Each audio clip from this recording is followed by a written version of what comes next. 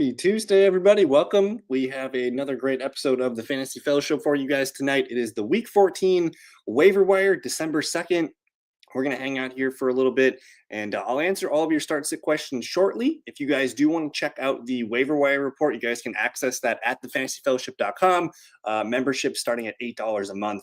But we're going to start with the injuries to monitor. I'll cover those. We'll go over the ads for each position, and then I'll double back to your start-sit questions. And I see you in there. Good evening to Harris. Hope you're doing well, bud. We don't have a ton of injuries to really worry about this week, but there's a few quarterback ones that we're going to watch. It's Justin Herbert with that fractured left hand. He's been saying that he's going to play. They play Monday night, so he gets that extra day of rest. He had surgery yesterday. It sounds like, again, it's the left hand, the non-throwing hand. I think he's going to be fine. I'm still going to rank him as a top 10 QB play against the Eagles. Jaden Daniels, we're going to watch for his reports tomorrow to see if he's out there practicing. They've been kind of hinting that, hey, week 14, he's got a chance to play. If he's limited tomorrow, that puts him on track to, reappearing for 2025. Sam Darnold has an ankle injury on his news note. Not seeing anything too serious on that. I think he's going to play. Maybe he misses tomorrow practice, but I'm expecting Darnold to play. And then they're expecting J.J. McCarthy to play with that concussion he suffered against the Packers a few weeks back. Running back position, Amarian Hampton, we're expecting him to play this week after limited practices all last week. That's going to be a sweet addition to the Chargers offense. So expecting Hampton to play, he'll probably be a top 20 running back ranking for me. Alvin Kamara with that knee injury, I'm assuming he's more doubtful than questionable, but we'll find out practice reports tomorrow. If he's limited tomorrow, that gives him a chance. If he's not practicing tomorrow, that's just an extra week of time that he hasn't practiced. So probably on the doubtful side if he doesn't practice tomorrow. We're going to watch Aaron Jones and his shoulder injury tomorrow. I'm not super excited about Aaron Jones and any Vikings really in our lineups right now, but if he's not practicing tomorrow, that could mean Jordan Mason's worth a pickup on your waivers tonight. Tyrone Tracy, he hurt his hip last night, but he says he's going to be fine. They're on bye this week, so if anyone drops Tyrone over the next few days, you guys can add him. He's going to be useful for the rest of the way. Trey Benson, with his knee injury, we haven't seen him in quite some time. He was limited in practice last week. He's got a chance to play. Huge report coming up for him tomorrow. Amari DiMercato, another Cardinals back with the ankle injury. If he doesn't practice tomorrow, he's probably not going to play, or at least maybe he has a chance to. We'll see. Dylan Sampson hurt his calf injury the other day. We'll see if he can practice tomorrow. Maybe Jerome Ford steps in as the RB2. Not sure that we care about that, though. We have some big name receivers here. This is probably the meat of the injuries to monitor.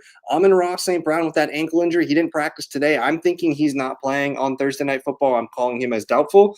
If he gets a limited practice in tomorrow, he's got a chance. But I think for now, probably expect to not have Amon-Ra St. Brown. Drake London with that knee injury. He's missed 2 games now. I don't know what to think of this. Hopefully he's limited in practice tomorrow, but we shall see.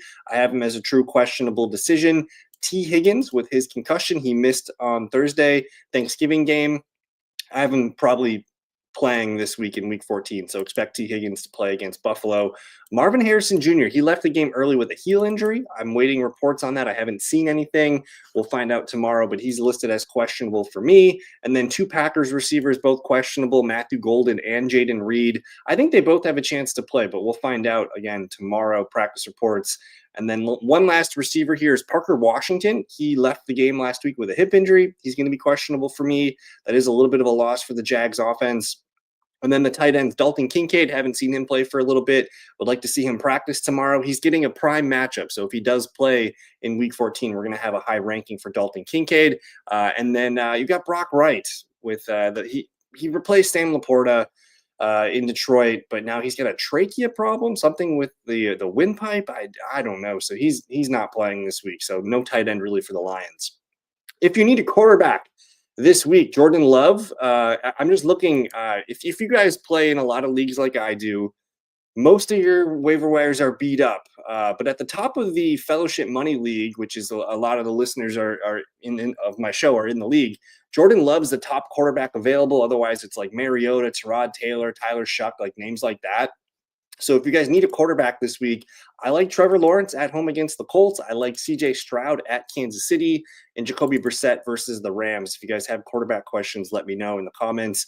But otherwise, not a terrible week for running backs. I'm sure Trey Benson, Kyle Monungai are picked up, but there's a chance Blake Corum might be out there. We're going to watch. I guess I didn't even have Kieran Williams on the injury report, but he did kind of leave the game, came back after halftime. He's got a little bit of an ankle thing, I believe. So we'll watch for his reports, but I think Blake Corum looked pretty good. They might lean on him a little bit as they're letting Kieran get some rest.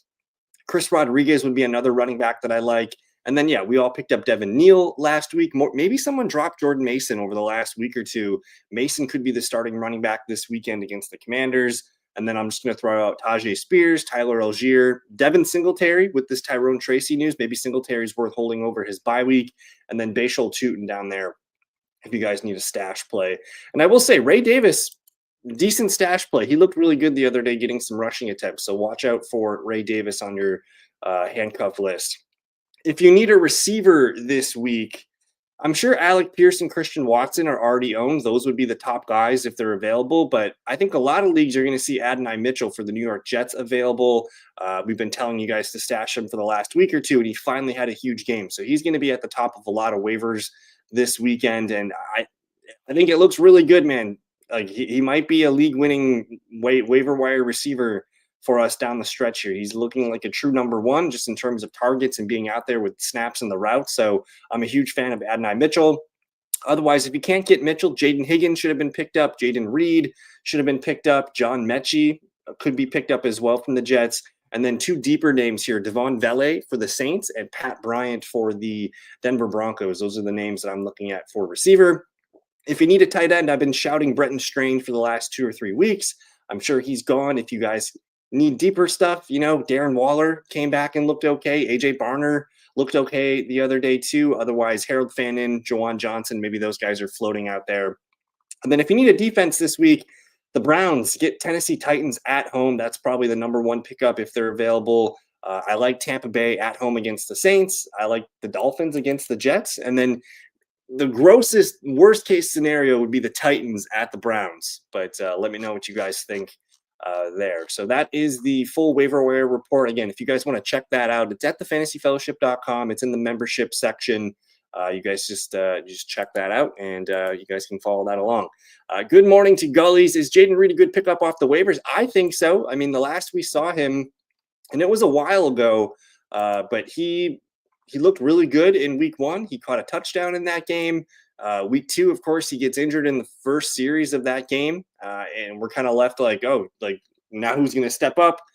And no one really has. Romeo Doubs has stepped in. Christian Watson has actually been pretty good lately, but I think this offense needs a guy like Jaden Reed, especially with Tucker Kraft out of the picture. So it's week 14. I think there's a pretty strong chance Jaden Reed is playing this weekend. And then who knows, week 15, 16, 17, we could be looking at him. So I'm probably not going to say to start Jaden Reed this week, but I think he is a good pickup off the waivers. If it's between these two guys, I'm going with Adonai Mitchell. And the reason being is just Adonai Mitchell's going to be out there. Like he runs all the snaps and all the routes. He's going to lead the Jets in targets. I think there's a slim chance that Garrett Wilson's back in a week or two, but Adonai Mitchell looks like a guy that could be a really nice pickup in most leagues here. And I don't know, man. The last couple of weeks, we saw 12 targets, 7 targets, 6 targets. Like it's a good little ramp up here. We can't expect him to go 8 for 100 and a touchdown every week, but his schedule the rest of the way, they're going to get Miami, Jacksonville, New Orleans, and then the Saints. So it is a pretty reasonable schedule for the Jets to be thrown to Adonai the rest of the way. Cool. Ravens or Dolphins defense for this weekend? I mean, we really don't have a lot of faith in that that Steelers offense right now. It's actually looking like it's kind of at the bottom of the barrel here. It's probably seeing rock bottom, if you will.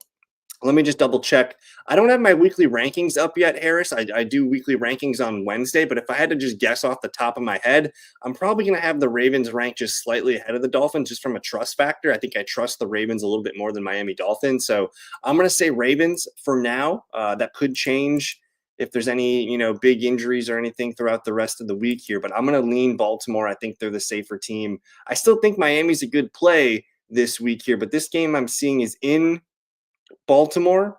I think it's going to be a low-scoring game. I'll go Ravens. Yeah, let's go. pick up Adonai Mitchell and then make an attempt on Jordan Mason, because I think Mason, just Aaron Jones has just been racking up injuries all season long. The season's kind of already lost here. They might just pound Jordan Mason, 10, 12 times per game the rest of the way. So I would stash the running back and go get Adonai Mitchell as well. I'm not going to go crazy for Jordan Mason, just because, what do you win if you do get Jordan Mason on your team? We've seen him play, as the starting running back a few games this season, and it was kind of mixed results. For the most part, though, he was getting upwards of, 10 to 15 carries per game. Some of those were with Carson Wentz, and then just when the offense went back to JJ McCarthy, there's just been no room for Mason, especially with Aaron Jones being healthy too. So I'm not super pumped about it. I mean, I think he's probably a 12 to 15 touch guy. He'll be their goal line back if they can even get into the red zone. You know, if you need him to start for you, you're going to want to bid more. But if you just need to collect a running back for your bench, I'm thinking $5-6 at the most here for me, including the playoffs. Okay, so I'm not sure how long your playoffs are. Those must be starting next week, and maybe it's a 2-week long playoff, whether it's a Final Four or whatever. But 3 weeks left, including the playoffs. Interesting. Pierce, Mitchell, Jaden Reed, Jordan Mason. All of these guys should be owned. I don't know if this is an 8 or a 10-man league. That makes it a little bit tougher, but I think, upgrading dead weight is now it's time to do it, man. We're getting to the point where, we can't be like there's certain guys that I roster on my teams that I'm just like, I'm never going to feel comfortable starting you. I would rather pick up some of these players, and I'm talking guys like Rashid Shaheed, maybe even Troy Franklin, like those type of receivers, Matthew Golden for sure. I'm upgrading players that if I'm not going to start you like in a given week and trust you, I'm probably going to make some moves on these guys. So that's a really good list there. And good evening to Ron. What are we doing with the Vikings receivers? We're praying. We're going to church on Sunday morning, and we're praying that some good things happen. So we got Addison in Dynasty, and we're third in playoffs, looking to try and trade him for actual production. It's been real rough. So I will just say I updated my Dynasty rankings this morning. It's the December update here, and I really struggled with the Vikings receivers. I lowered Justin Jefferson. I think he's like wide receiver, I don't know, 8 or something like that. And then Addison, I mean, he's still really young. When I looked at it, he's like only 23 years old. So Dynasty, I think he's worth holding on to. I would like to think that no matter what the Vikings do next year, there's going to be growth from JJ McCarthy or whatever quarterback, they're going to bring in. And honestly, like with Carson Wentz, Addison looked pretty good. So I would be patient with Addison. If you're looking to get more juice for this playoff run, then I understand it. You can see what you can get for Addison. But I think it's a lost season, and hopefully we see JJ McCarthy come back and they just try to give him layups. At this point, they need to let him bumper bowl and just start to put some good film on tape and let him get comfortable with certain throws and concepts and just try to build off something for next season. Would you keep the Seahawks defense? Let's take a look at the Seattle Seahawks defense, because it is, I don't know if it's a top 5 defense in the league, but I would say it's closer to top 10.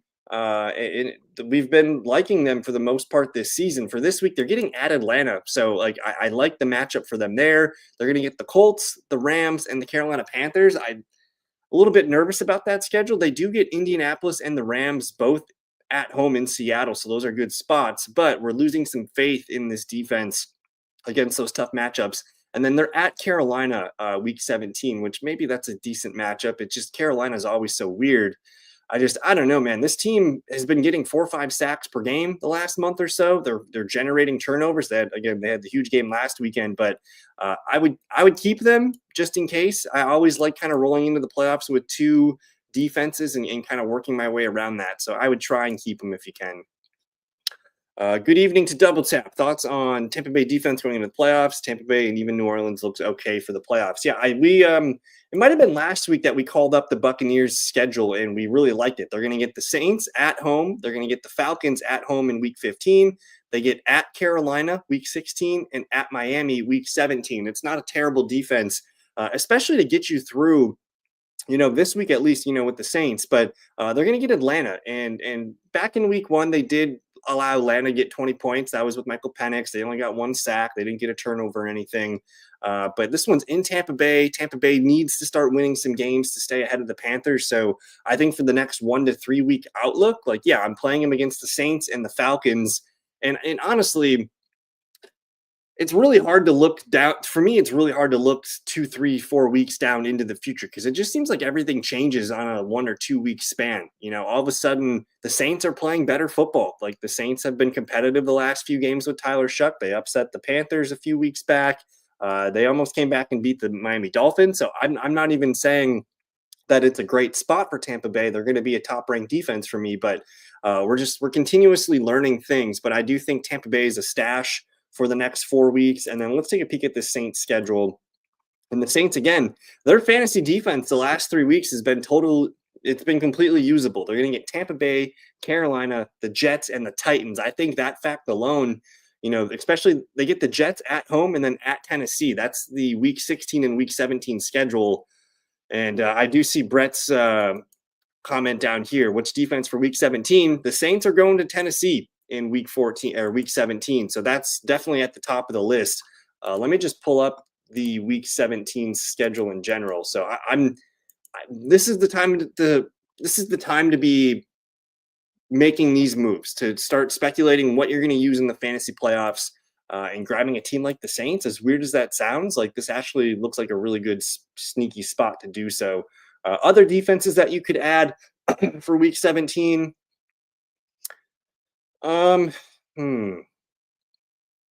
A lot of these defenses are probably pretty much owned. Maybe the New York Giants, they're going to get the Las Vegas Raiders. I just don't have a lot of faith in that. So I'm going to stick with, for now, the Saints as the team to pick up for week 17. And we got the Final Four starting next weekend for Mr. Gullies. Mason would start. Then you got to be a little bit more aggressive, Harris. And I don't know your budget. I don't know how many dollars you have left. I mean, I'm thinking, I don't know, $7, $8, $9 for me. Okay, very smart. Yeah, I really hate. They just had to add that extra 17th game to the season, and a lot of times, yeah, we're going to be seeing a lot of teams miss. But I think this year's a little bit different, though, just with the way the NFC is. Like, if the Chicago Bears lose to the Packers this weekend, they go from the 1st seed all the way to the 6th or the 7th seed. So I think we might see some more competitive games week 17 than we're accustomed to. Drop Stevenson or Ricky Pearsall. I think.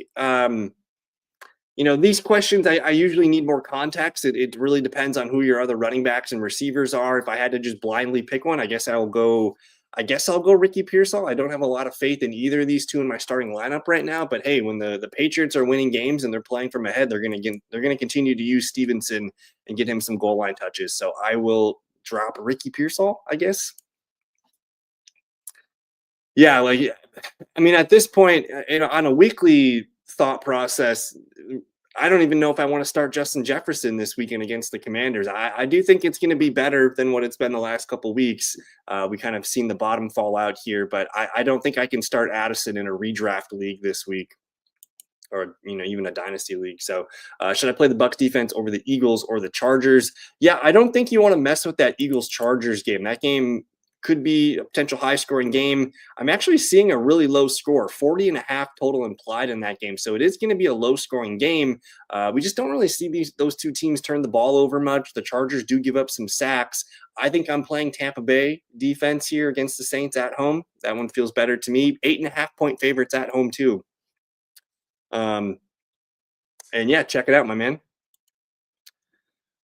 We mentioned the New Orleans Saints as a week 17 target against the Titans. Basically, at this point, you want to be like, okay, who's playing the Titans? Who's playing the Raiders? Who's playing, I don't know, a couple other teams, but we want to be picking on those teams for sure. In a 3 wide receiver slot league, DK Metcalf, Odunze, and Sutton have been my main 3 all season, and I have a lot of trust issues. Would you start Adonai over any of those guys? Love the targets for AD. Honestly, Rome Odunze, man, he's been extremely frustrating. I think with Sutton, you're seeing him kind of rally back a little bit, especially with that nice touchdown in the big game he had the other night. So Sutton's the one that I have the most trust in out of all these 3. But I'm pretty concerned about Rome Odunze. It's going to be a tough matchup against the Packers as well. I think I'm playing Adonai Mitchell over Odunze. And I know Metcalf has been equally as frustrating, but for some reason, I have a little bit more faith in Metcalf to at least get me 7 to 8 points. Odunze's floor has been pretty ugly. I'm trying to find his numbers here. The last 3 games he's had 8 yards, 53 yards, 41 yards. He's had no more than 3 catches in any of those games, so his floor is 2 to 6 points at this point. With DK Metcalf, again, don't have a lot of trust or faith in him, but 6, 14, 9, 6, 2 his last couple games here. Hopefully he's due for a touchdown. He's getting the matchup here against the Baltimore Ravens. I'm going to rank them as Sutton, Metcalf, Mitchell, Odunze this week. Oh my goodness. And Harris with $23. I think I would stick with like a $10 bid at the max for Jordan Mason there. You know what? Like in the leagues that I play defenses in, sometimes I end up with 3 defenses on my schedule or on my roster because a lot of times, yeah, there's kind of 2 ways to view it. Is like every week I'm going to make the best decision with my 3 defenses that I have, but you're also limiting the defense pool for your other players to choose from. So I think it's a really smart thing to have at least 2 defenses. I think a third is not crazy. 4 defenses would be probably a little bit too much, but if you like the roster spot, you can like the roster spot. But yeah, Bucks and Saints. I like the Eagles coming up here. They're going to get the Raiders, I think, next week. So hold on to the Eagles. Chargers defense concerns me a little bit just because, I don't know. The Chargers just always seem to have weird stuff happen to them. They're going to get the Eagles, the Chiefs, the Cowboys, and the Texans. I'm probably dumping the Chargers for the rest of the way. My last receiver and running back. Stevenson. Okay, the last one. At this point, we just don't really have a lot of faith in Ricky. With Stevenson, you can at least hope for a touchdown and try and get some stuff out of that. What's a dynasty stash that you like? Oh my goodness, a dynasty stash. Well, like it's definitely time to pick up AD Mitchell if he's not owned in a dynasty league. Like Adonai Mitchell is looking really exciting. Let me pull up.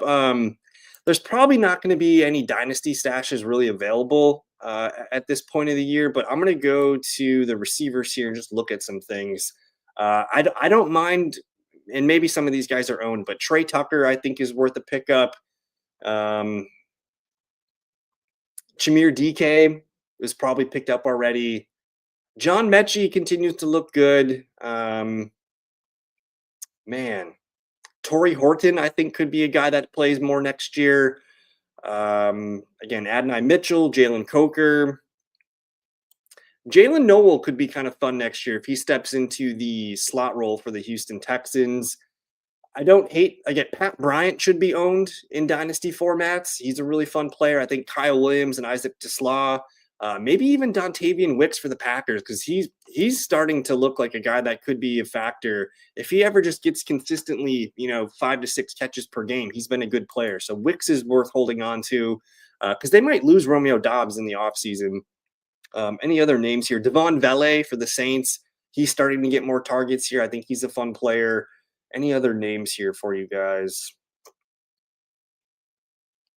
Let me just run through the running backs real quick. I think Keaton Mitchell comes to mind right away as a dynasty stash. We just don't know what Derrick Henry is going to look like next year. But for sure, Keaton Mitchell. I think Chris Rodriguez Jr. should be picked up. I think Dylan Sampson should be owned in dynasty formats, but he's someone that could be out there. I think Ray Davis, Isaiah Davis, Brashard Smith. What's up with Isaac Guerrero? Whatever happened to him? Is he out for the year? I don't even know. He was fun last year for a little bit, but yeah, not too many names here for stashes at this point. Needing a tight end well. So in my rest of season rankings, let me just pull those up here. Because I honestly did not expect Darren Waller to come back this year. I thought once he had that pec injury, he was just kind of milk it. But I ended up with Darren Waller as my tight end 20 for the rest of the way. So if you're in a pinch, like, yeah, he is startable. The numbers look good. He ran a good amount of routes, and you could maybe expect him to ramp those back up again. And he kind of stepped right into the number 2 role behind Jalen Waddle. So I know Malik Washington's there, but it's a really easy path for Waller to earn targets. I think he's kind of in that tight end group of like Theo Johnson and Loveland and Dallas Goedert and guys like that. So he is in the mix for a startable tight end spot if you need one. And good evening to Daniel. Start 2, half PPR. We're going Worthy, Vele, Mitchell, Manungai. Rank them if it's possible. I think in a half PPR, I think we all have to start Adonai Mitchell this week if you can find a way to do it. Just with the way double-digit targets last week, confidence is going up. I think he's a guy that I want in my lineup. I really like Devon Vele too, but Kyle Monungai in a half PPR, just that's the Bears' recipe right now, man. They want to run the ball 30 plus times. And if Monungai can get double digit carries and get some goal line opportunities, I do think Monungai is a safe play. Worthy doesn't really do much for me at this point. The deep balls aren't there with Pat Mahomes. So he's, 50, 60 yards per game, which is fine, but only good for, 2, 3, 4 catches at the most. I'm gonna say Mitchell and Monungai are probably the two guys I have the most faith in. But if you wanted to go Vele and Mitchell, I think that's fine too. But I'm gonna go Mitchell, Monungai, Vele, Worthy at this point. I'm ranking Devon Vele over Xavier Worthy. Um, yeah, man, Mitchell's really like there was a reason why he was a high draft pick by the Colts, and he's just never really been able to stay consistent with things. But we do know that he gets open. He earns targets when he's open too. We just need him to kind of settle in and start to mature as a player and a receiver. Who to start at tight end? We got Mark or Jawan Johnson. Last week I won starting both. Rest of season rankings, I have Mark Andrews at 13 and Jawan Johnson at 15. We don't get the volume with Mark Andrews. Basically, you're playing touchdown roulette with Mark Andrews, which sucks. And if you were to just leave Jawan Johnson in your lineup every week, I think you'd be fine with it and just say, yeah, maybe he's not going to score the touchdowns. He's only got 3 touchdowns on the year. He's not going to score the touchdowns. But if you look at Jawan's floor, the last 6 games here in PPR, it's been 9 points, 10 points, 19, 12, 10, 12. For me, I value that consistency. If I open up Mark Andrews' numbers here, 8, 2, 15, 10, 16, 6. It's really touchdown or nothing here. And he does have 5 touchdowns on the year, actually 6 with a rushing touchdown. It's just, if he doesn't score a touchdown, it's like 2 or 4 points. So Jawan Johnson to me is if Mark Andrews is going to score a touchdown, I can live with it because I do feel pretty good about Jawan hitting 8 to 10 points. So at the end of the day, it's like, what decision can I make that I'm going to be able to go to sleep at night with? And I think at this point, Jawan Johnson, the trust meter is much higher with him on a weekly basis. Superflex this week. Thoughts on Shedeur versus the Titans? Man, I don't have a ton of faith in that offense, but Shedeur is showing that he can at least be competent and help this team develop some plays downfield. Dylan Gabriel was not able to really do anything down the field here. I'm looking for Mr. Shedeur. Where are you, Shedeur? Where are your projections, dude? Okay, there we go. He's projected about 12 points here. But he's been 10 points the last 2 games here. He's thrown a touchdown in back-to-back games. It really depends on who your other quarterbacks are. Like, I would play Tyler Shuck. I probably wouldn't play Cam Ward over him. I probably wouldn't play Geno Smith over him. So he's not going to be my last-ranked QB, that's for sure. But if you have another flex that could get you more than 10 points, I'm probably going to go with that guy. But I don't hate him, but he's not a top 24 quarterback for my rankings this week, even though we have 4 teams on bye. He'll be like QB 25 actually this week. So he'll be right on the edge. Kareem Hunt has saved me, but I can't rely on him or Worthy. Ooh.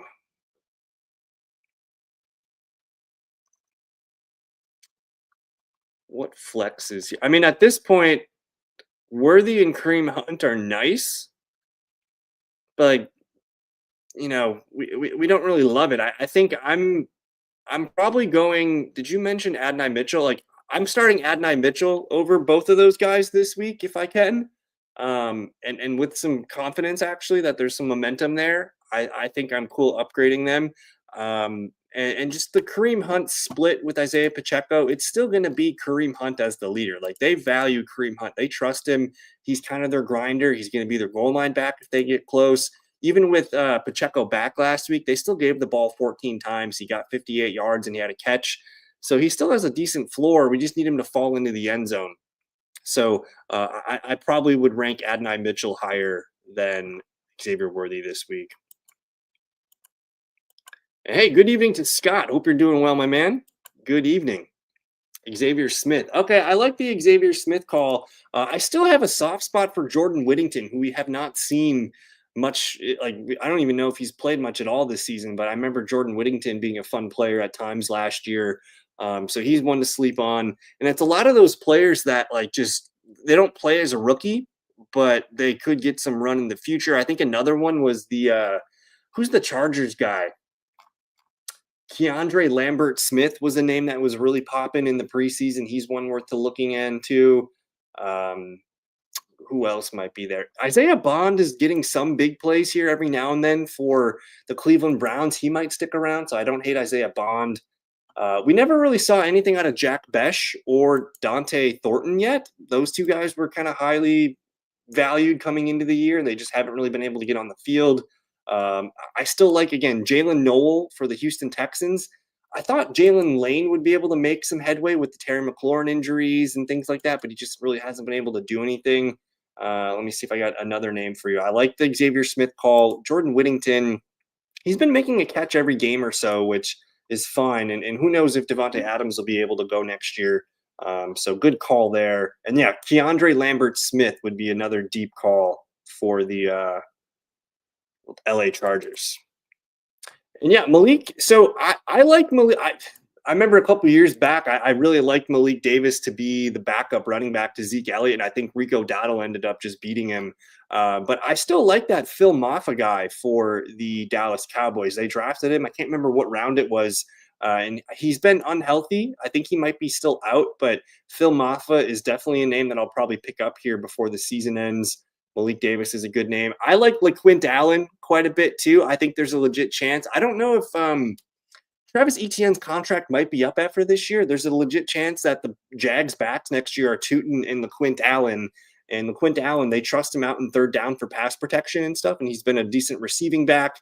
He's a guy that I expect his role to grow. So LaQuint Allen's a good name to stick on your rosters. Let me see what else we can find here. If anyone cut Jaden Blue, I'm not opposed to like that Chargers backfield so juicy. Like Jaden Blue, Malik Davis, Phil Maffa. I'm thinking one of those guys is worth holding on to. And hey, if anyone cut Marshawn Lloyd's going to have his practice window activated here pretty soon. I think a lot of people were really high on Jarquez Hunter for the Rams. He was one of their draft picks this season, and he just hasn't been able to get on the field. But maybe he's a guy that can make some noise. Taj Brooks, Trevor Etienne, some more rookie running backs. I think especially with 1 week left of the regular season, now's the time to kind of trim your dynasty rosters. And it's like, think of them like, hey, I'm going to probably cut this guy anyways. I'd rather pick up some of these younger players who all they need is one weird signing or someone else to get cut or a player to retire, and they become a little bit more interesting. So let's trim those dynasty rosters up a bit. We picked up Vidal, Tootin, Pierce, Rodriguez, and Godwin because I have May and CMC on bye. I will use Warren and Marks or Rodriguez. My receivers will be Pickens and J-Mo. I feel weak in my RBs. Any advice?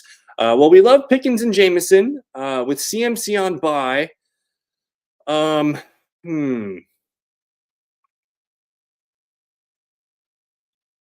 mean, you have Jalen Warren there. If that's Jalen Warren, I'm going to play Jalen Warren to plug in for CMC. And then I think at this point, I'm fine with Woody Marks or Chris Rodriguez. I'm probably going to have Woody Marks ranked higher than C-Rod. So Warren and Marks would be the two guys here. It looks like Amari Hampton's going to play, so Vidal's going to kind of take a back seat. Tootin, we still like Tootin, but they're not willing to give him the volume quite yet. So he's a touchdown or bust guy. And then I think you stick with Pickens and J-Mo at receiver. If you need a flex, honestly, I think Chris Godwin might be your flex.